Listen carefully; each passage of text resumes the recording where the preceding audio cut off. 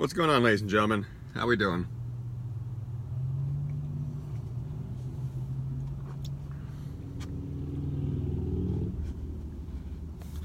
All right, so very provocative, or I mean not provocative, but one of those attention-grabbing titles. Good day, sir. How you doing, Tom? One of those attention-grabbing titles. So, subject of this one, I just kind of thought of this morning after, I don't know what post I read from somebody, but it reminded me of someone I knew once years back, and this was probably almost 10 years ago, actually. There's a gym I used to work at, and there was a bodybuilder there, and I promise this story has relevance. But there was a gym I worked at, and there was a bodybuilder who trained there, and he was an amateur bodybuilder, meaning he was not an IFBB pro, which in the bodybuilding world, there is the pro level, which means you win a pro card at a big bodybuilding show. There's 4 shows a year where you can win a pro card. And then everyone that's not pro, you're an amateur. And he was an amateur bodybuilder. And something that oftentimes amateur bodybuilders do to sort of hype themselves up, they'll say national level competitive or national competitor. And it's one of those self-given titles that doesn't actually mean anything at all. Like, it doesn't mean anything. It's sort of like imagine if I played like amateur baseball and I was like pro level baseball player, but I'm not actually a pro. I'm just saying like I'm pro level. So anyway, so he would hype himself up with these sorts of things.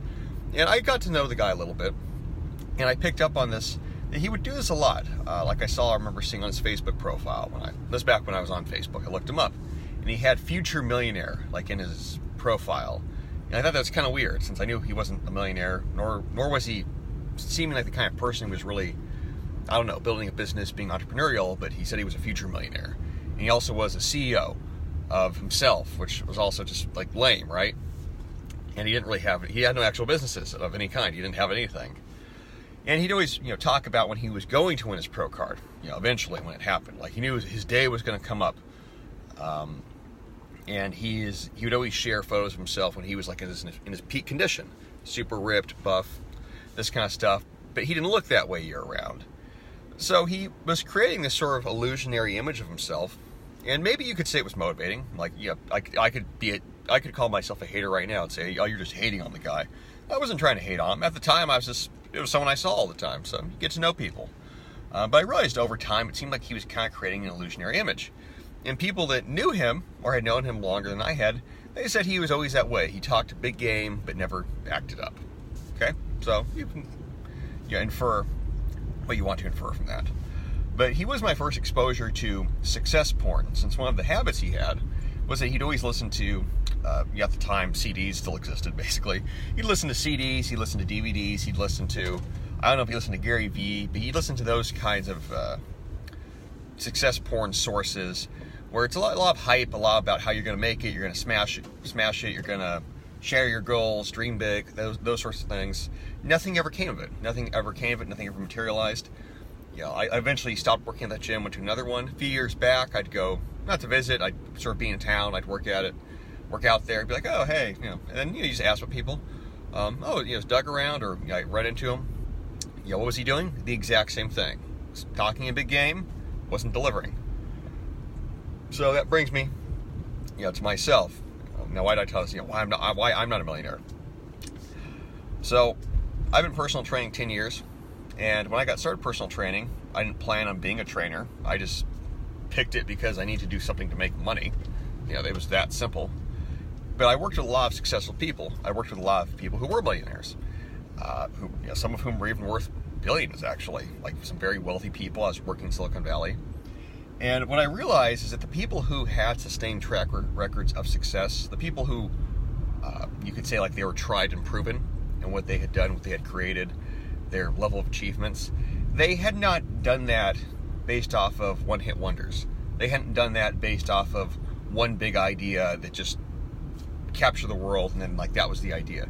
The vast majority of them had been grinding, working on their craft, working their job for years, decades. And over time, as their decision-making got better, as they learned more, as their knowledge and expertise increased, as the scale of what they were in charge of increased, yeah, they got to levels where they were millionaires, or maybe they were even a billionaire. But those individuals, who, like I said, had done that through getting lucky one time, they were very, very, very few. The vast majority of people who become millionaires, the vast majority of people who become rich, they do so over decades. They don't do so in a year. And that's not that sexy. That's not sexy. That's not appealing to talk about. That's not anything that's really even that encouraging. It's like, oh, you want to be rich? Okay, spend the next 30 years of your life doing it. Just do that. Nobody wants to hear that. People want to hear sort of the Gary Vee stuff about you just need to fucking grind and smash and never fucking sleep and all that and all those kinds of things. But the reality is that you could do all that and you could still fail.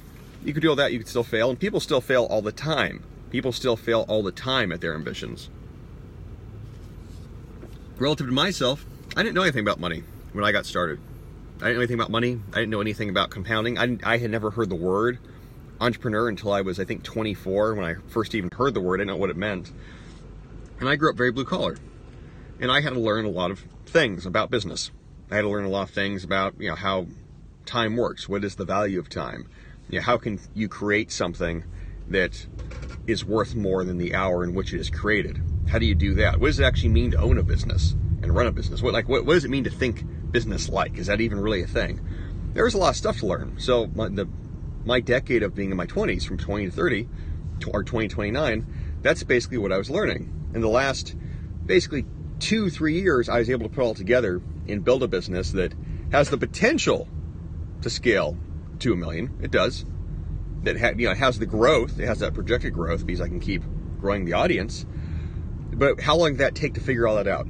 It took basically 10 years. So it took me 10 years to figure out everything I would need to become, quote unquote, a potential millionaire. And that's going to be most people. That's going to be most people. I could say maybe I'm done. I'm dumb, and I learned slowly. That might be true. But the reality is that for the vast majority of human beings, unless you get lucky, it's going to take you time to build up wealth. It is. Even if you go into a money field, even if you go into something like finance, even if you go into something, you go work on Wall Street, even if you get into real estate, and real estate agents, they can make a lot of money. It's going to take time. It's always going to take time.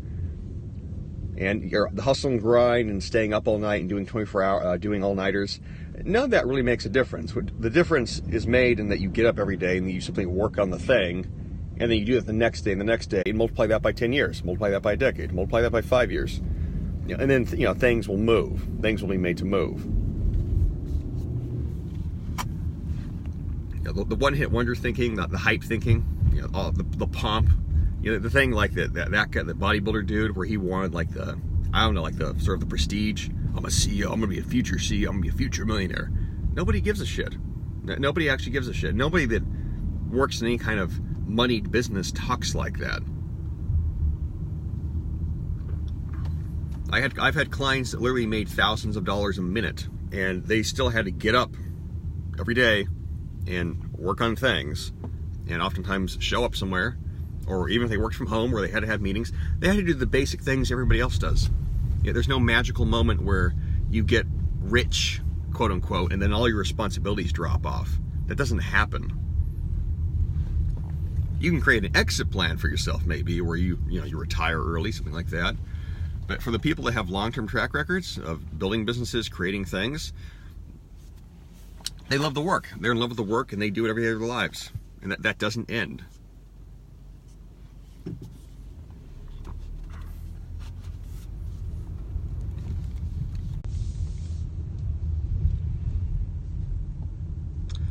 That was all.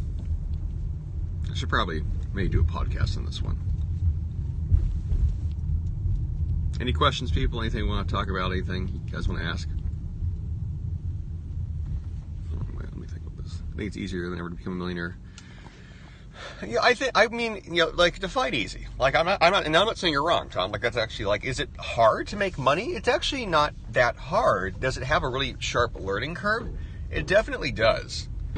This is very much rich dad, poor dad kind of stuff, but when I was growing up, my idea of making a lot of money was somebody that just got paid a lot per hour. That's all I knew. That's all I knew, because my dad Like I said, like blue collar mindset. Like, what does it mean to be rich? Oh wow, you must get paid a bunch. Imagine making $300 an hour. Like that's all I could really think of. And then, growing up in the United States and going to high school, I didn't know anyone that was rich. I grew up in like a very middle class area, but there weren't wealthy people around. I like I said, I never knew an entrepreneur. I didn't know anybody that I could talk to and ask them, how'd you make, or how'd you get your net worth to 50 million? I knew no one like that. So my concept of money was that you got a job, and certain jobs paid a lot of money. So something like being a doctor paid more money than being a dentist, or being a dentist paid more money than being, a plumber, supposedly. That was my familiarity with, just getting paid that way. The idea of being self-made, being a businessman, that was just very foreign. That was very foreign to me.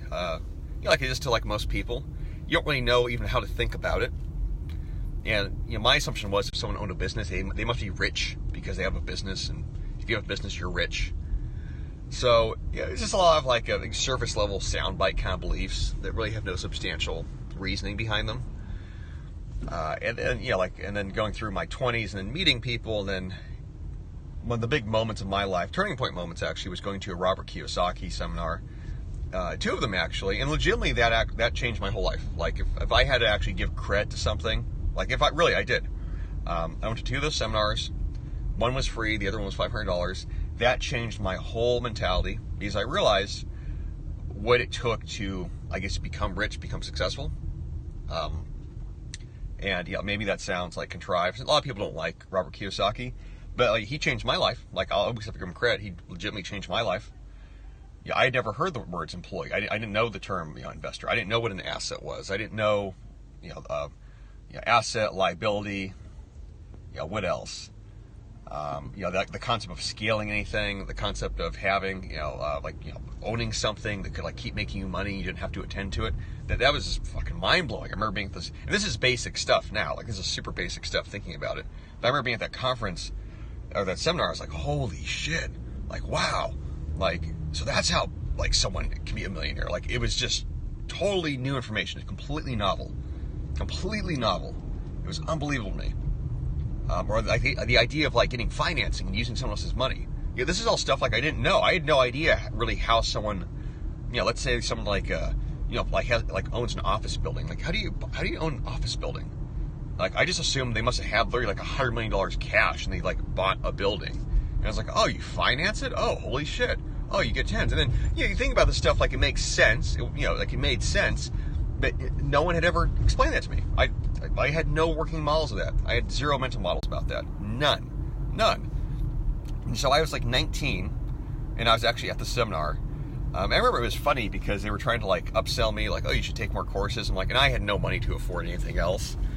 But at that moment, once I left that seminar, I'm like, okay, I know this is going to take a while. I know I have a lot more to learn, but I know the possibility exists, and I know it's based upon real applied knowledge. If I can learn it, however long it takes, eventually I can get to that point. I definitely know I can. And how long did it take still? Still took 10 years. But that future existed finally. Since prior to that, had I not gone to that seminar, I don't know what I'd be doing. Honestly, I couldn't tell you. Maybe I'd be still working at a gym. I don't know.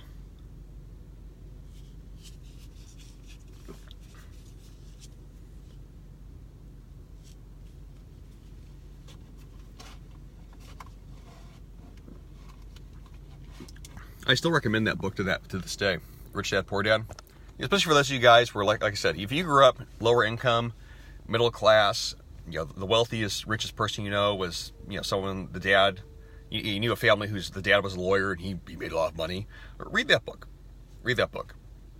It will change your thinking. Did you have a specific plan? No, I had no specific plan at all. None. I didn't have a specific plan until I was, let's say, 27. Did the seminar give you an outlook or specific? No, the seminars don't give you a plan. The seminar doesn't say, okay, here's how you're going to make $50 million. You're going to do this, you're going to do this. It's not how it works. If you want to make $50 million, okay, what are things that are worth that amount of money? There's businesses, and usually for a lot of people, there's real estate. Like real estate's always like, that's why it's very favored by a lot of people. Since properties are just worth money. Okay, so if you want to have something that's worth $50 million, that's probably going to be like a commercial office building. It's going to be something like that. What's up, brother? It's going to be something like that. So 50 million, to be estimated that amount of money, commercial office building, you're going to have a certain number of tenants paying a certain amount of money over, let's say, a certain time period. All right, so now start looking for something that exists that way. That's a simple way to think about it. What businesses make $50 million in revenue a year? That's another way to think about it. Even learning the term revenue, learning the term net profit, learning the difference between net versus gross, all things I didn't know what the fuck they meant. Didn't know what they, there's zero conceptualization.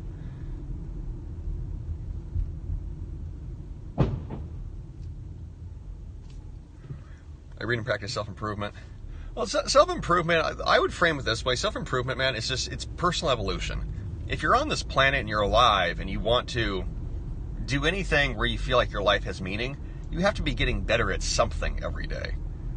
It's very popular, self-improvement. That's just becoming a human being. That's becoming a person. You're either growing or you're dying.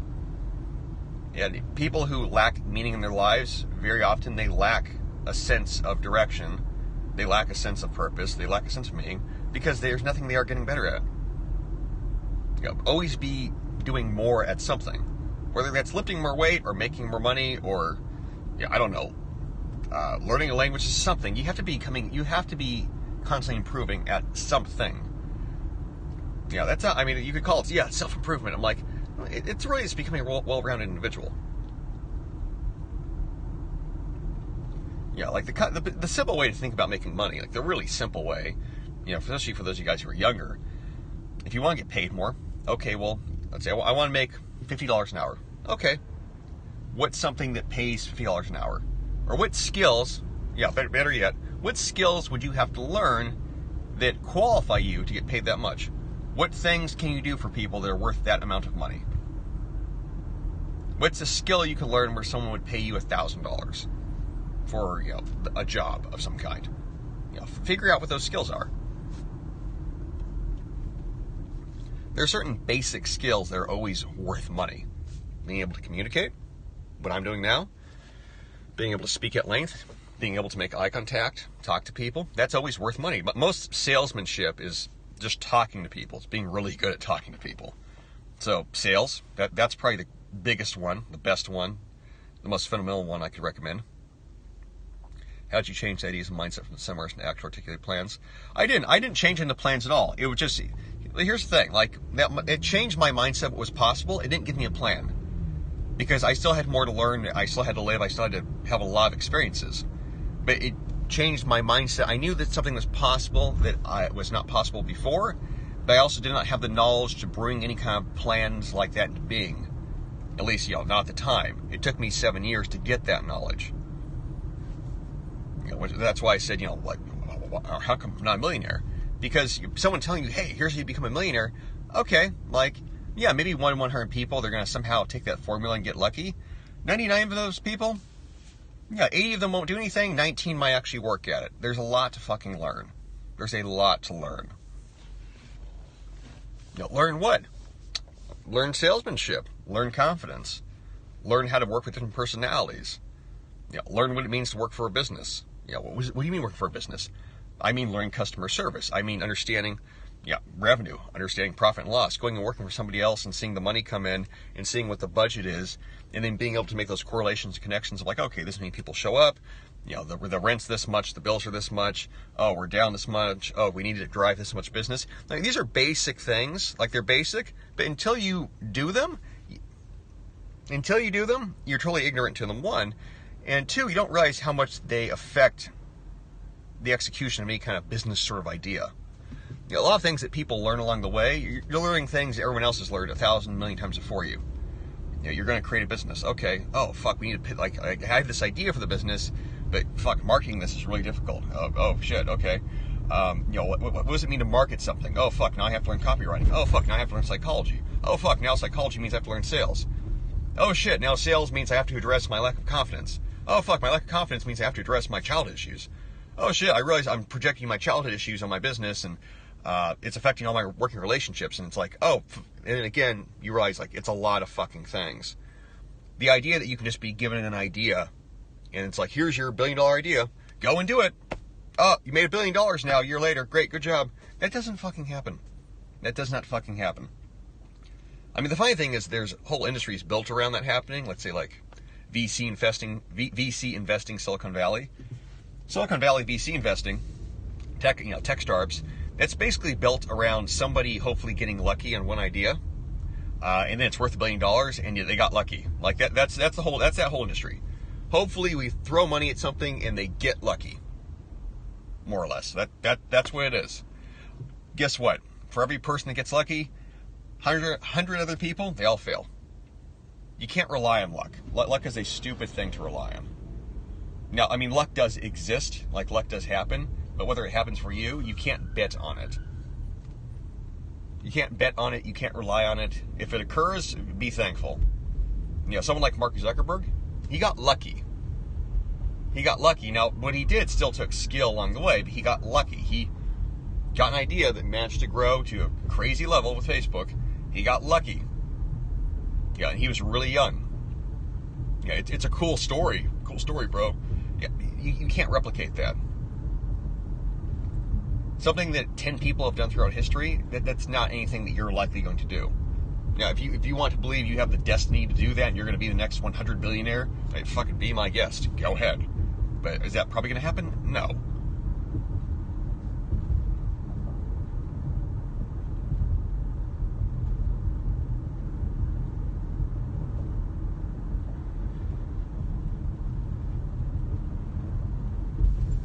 Do you think passion?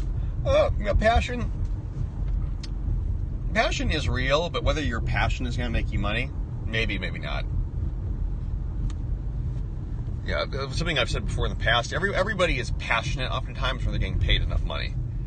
If you pay someone enough, they're going to be kind of passionate about it. Maybe you pay them a lot and they're still not passionate though. Okay, but passion. Can you rely on passion for success? No, that's a big fucking myth. That's a big fucking myth. There are lots and lots and lots of people who do things and they're not particularly passionate about it, but they are good at it and they take it seriously, and it makes them money.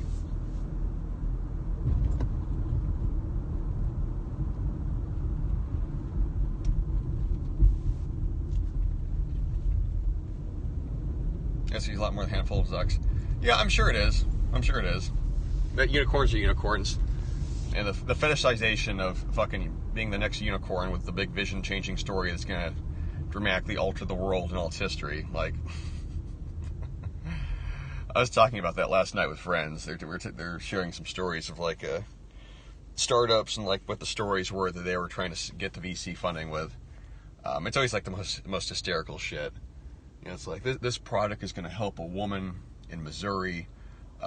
Save her life because it's going to be the fucking next whatever the fuck, and it's going to be life-changing and world-saving. It's like, God, shut the fuck up.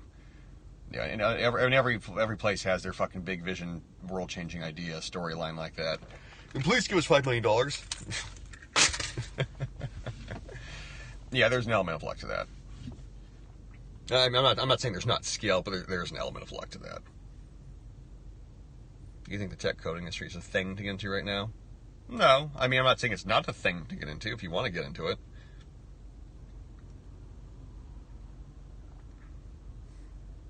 What kind of work do you have? My line of work, technically, if I'm being very, like a business speak, I am an internet marketer and I sell information products.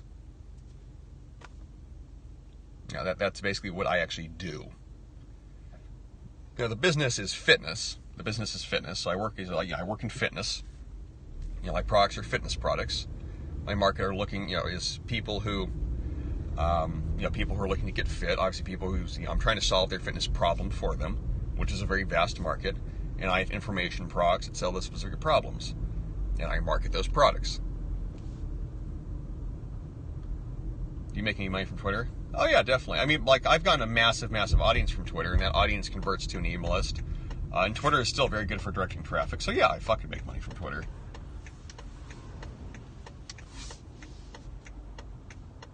Twitter is a traffic source. On the most basic level, how do you make money from Twitter?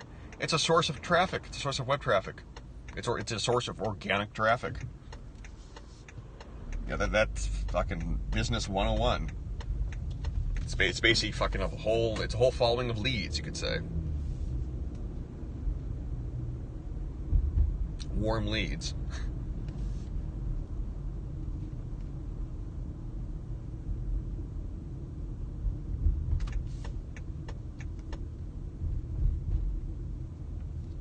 Have you been a carpenter? No, I've never been a carpenter.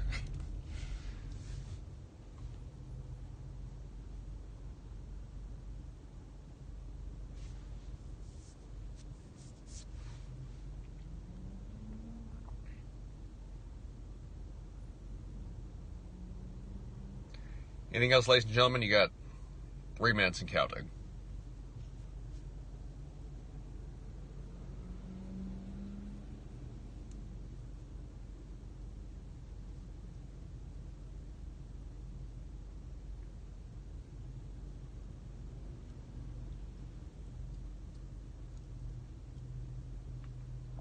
We good?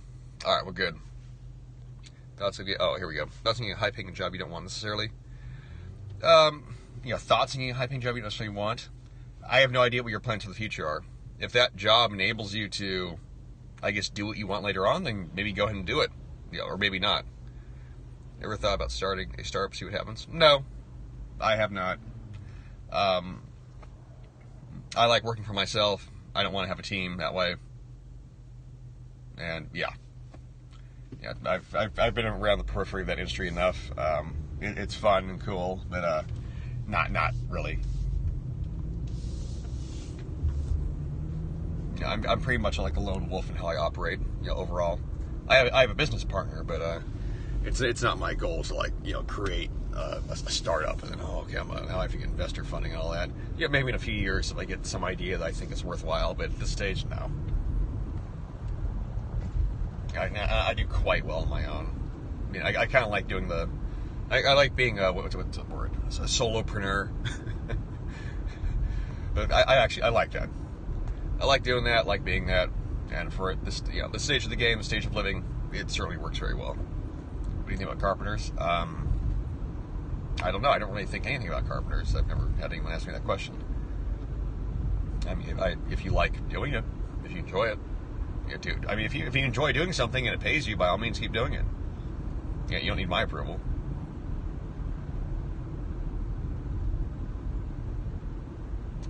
All right, guys. Good talk. Love you all. Talk to you all again.